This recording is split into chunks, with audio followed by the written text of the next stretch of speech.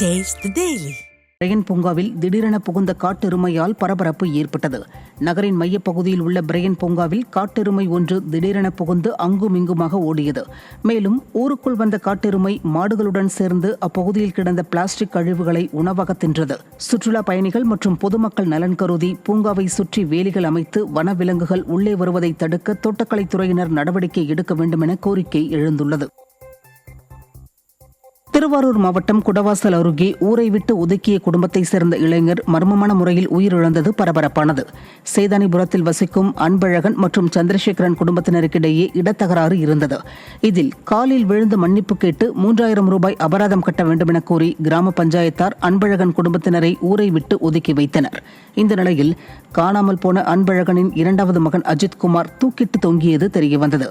அன்பழகனின் குடும்பத்தினர் மற்றும் உறவினர்கள் அஜித்குமாரின் இறப்புக்கு நியாயம் கேட்டு உடலை வாங்க மறுத்தது பரபரப்பை ஏற்படுத்தியது.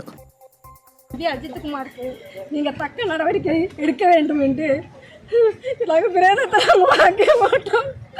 எங்களுக்கு ஏழை மக்களுக்கு ஏற்பட்டது எந்த மக்களுக்கு வரக்கூடாது.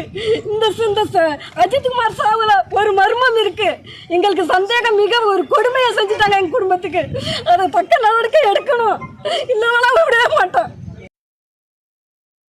நெல்லை மாவட்டம் ராதாபுரம் அருகே கல்குவாரி அமைப்பதை எதிர்த்து கிராம மக்கள் ஆட்சியரிடம் மனு அளித்தனர்.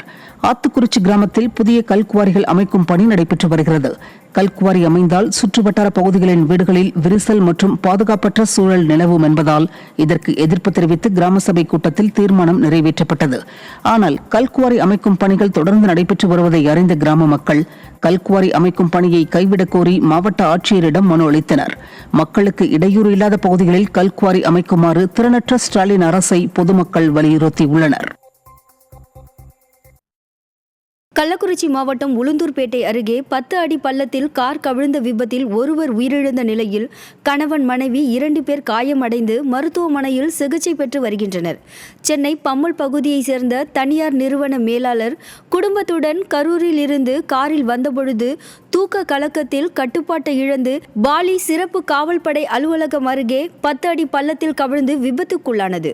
இதில் பலத்த காயமடைந்த ஒருவர் உயிரிழந்த நிலையில் கணவன் மனைவி இருவரும் பலத்த காயமடைந்து மருத்துவமனையில் சேர்க்கப்பட்டனர்.